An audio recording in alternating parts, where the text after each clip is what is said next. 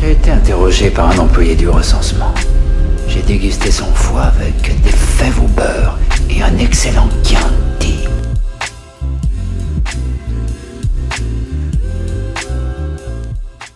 J'ai ri, mais putain, qu'est-ce que j'ai ri! Salut à tous et bienvenue sur l'écran fou, et aujourd'hui on va parler d'une comédie française qui vient de sortir sur Netflix, à savoir Sous la Seine.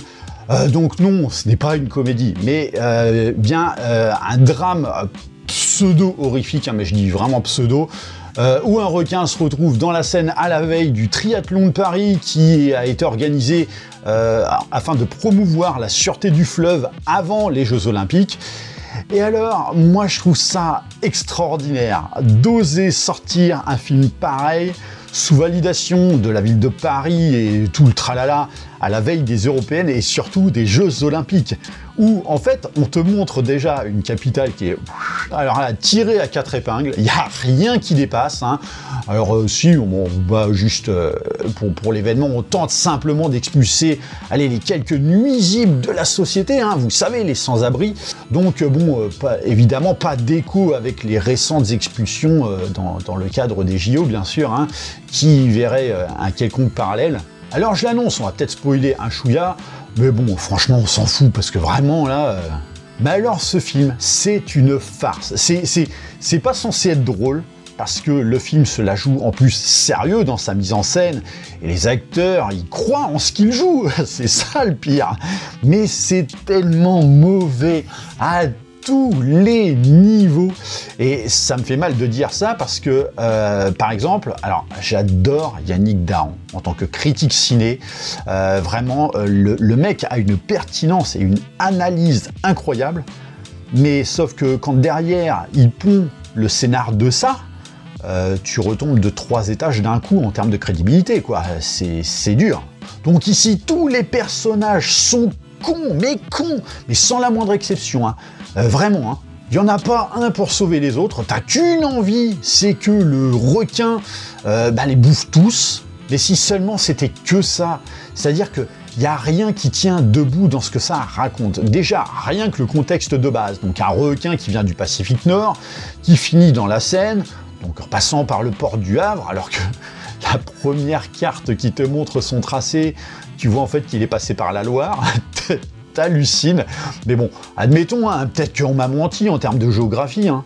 Et donc, premier requin d'un tout nouveau genre, hein, un requin renard, puisque, en fait, il est tellement rusé qu'il a réussi à passer toutes les écluses du fleuve, hein. C'est magique. Bon, après tout, il suffit juste de graisser quelques pattes, hein. Et alors, le pire, c'est que le film évoque cette contradiction des écluses, mais il va surtout pas tenter de trouver une explication.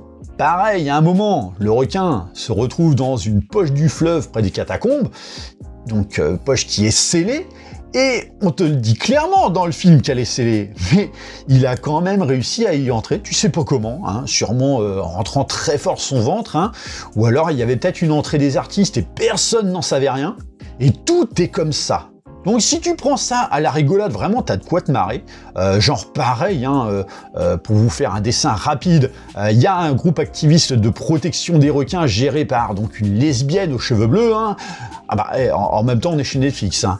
Et donc qui suit le requin via sa balise, mais comme il y a un risque que la bestiole se fasse buter par la police fluviale, donc pour le danger que la poiscaille pourrait représenter, et la gonzesse, elle ordonne de désactiver la balise, hein, et donc une fois que c'est fait, elle est toute sourire, alors que bon, il y a 3 plongeurs des forces de l'ordre à proximité de la bestiole, mais bon, des morts sur la conscience, hein, c'est un peu superflu, quoi. Et puis alors vas-y, fuck, hein, si au triathlon, je sais pas, t'as 12 personnes au minimum qui se font bouffer. Donc effectivement, la gérante du groupuscule idéologique qui alors fait des vidéos virales à la croisée des chemins entre Oshi, Greenpeace et Greta Thunberg. Alors oui, parce qu'effectivement, elle pleure pendant ses discours. Donc des vidéos qui sont suivies en masse par des milliers de gens, hein, qui votent les verts, hein, bouffent du tofu et ont les cheveux sales.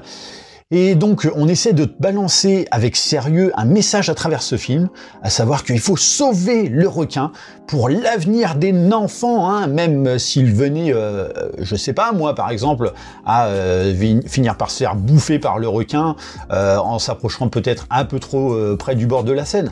C'est d'autant plus con que tu prônes toutes ces valeurs à la con là, mais que tu te fais des teintures bleues qui en plus ont été testées en labo sur des animaux quoi. Enfin je dis ça, bref c'est extraordinaire ce film. Et alors vous avez pas vu la première scène avec Bérénice Bejo et le requin, mais mort de rire. Ah c'est digne d'un Sharknado, à la différence que bon, Sharknado ça a aucune prétention à part d'être avant tout une grosse série Z, donc un turbo nanar qui s'assume comme tel quoi.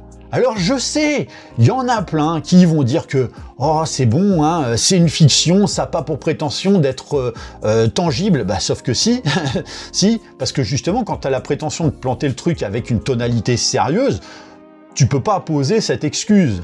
Surtout que moi, j'espère pas que ce soit une fiction.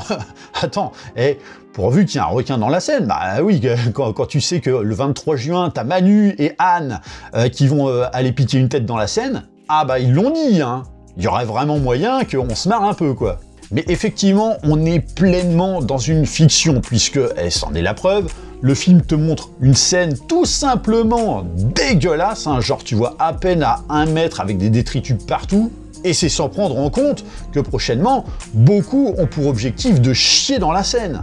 Donc effectivement, dans le film, la Seine, c'est sale, alors que Anne Hidalgo nous a dit le contraire. Et on le sait, hein, après tout, c'est vrai, ils disent toujours la vérité, hein, n'est-ce pas? La Seinoise, à consommer avec beaucoup de modération. D'ailleurs, je crois que mon plus gros fou rire, c'est quand t'as effectivement tous nos héros, donc tout le monde qui se pointe à la mairie de Paris avec preuve et tout le tralala qu'il y a bien un requin dans le fleuve, qui en plus a déjà bouffé du monde, juste avant un événement mondial, et la maire et son adjoint, oui, bon bah ça va, hein, c'est un mort.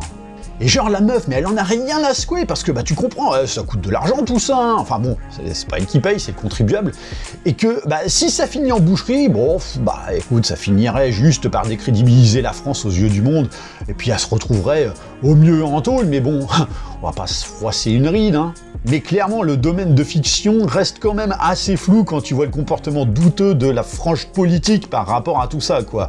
Enfin, franchement, j'hallucine toujours encore quand je vois qu'on a laissé faire ce film à la veille des JO. Ras-le-bol à tous ces peines à jouir. Alors, faut quand même préciser que c'est un film mis en scène par Xavier Jeance, donc un mec dont le seul fait d'armes à peu près honorable, c'est son Farang de l'an dernier.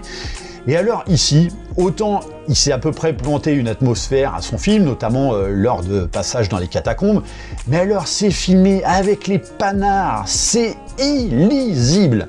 T'as même une séquence, c'est comme si on avait collé pendant 20 secondes une caméra dans une machine à laver, quoi. Et alors la fin, oh, mon Dieu! Mais alors entre le carnage du triathlon, mais qu'on te montre surtout pas, hein, parce qu'il faut pas que ce soit trop horrible, et alors une scène où t'as des obus dans la scène qui se mettent à exploser et qui te feraient limite péter en réaction en chaîne, même les obus restés en Normandie, parce que visiblement, tu vois, on a semé des obus et des munitions de guerre, tout le long un petit peu comme des cailloux du Petit Poucet. Donc ça te fait péter les ponts de la Seine et du coup, carrément, ça te provoque un tsunami mais qui inonde Paris. Mais what the fuck? Mais c'est quoi votre drogue, bordel? Donnez-moi ça pour voir. Et alors la clôture du film, j'en parle même pas. Bref, oui, j'avoue, j'ai spoilé, mais franchement, quand tu vois l'engin, même ce que je vous ai raconté, en vrai, il y a moyen que ça vous surprenne quand même lorsque vous le voyez. Donc vraiment, si vous voulez vous taper une barre de rire, mais totalement inattendue, mais foncez voir cette daube sur Netflix, je vous dis que ça, quoi. Donc voilà, n'hésitez pas à me dire ce que vous pensez par rapport à tout ça dans les commentaires. Pensez à liker et partager la vidéo. Pensez à vous abonner à la chaîne de manière à vous tenir informé des prochains contenus. Et moi, je vous dis à très bientôt pour une prochaine vidéo. Allez, bye!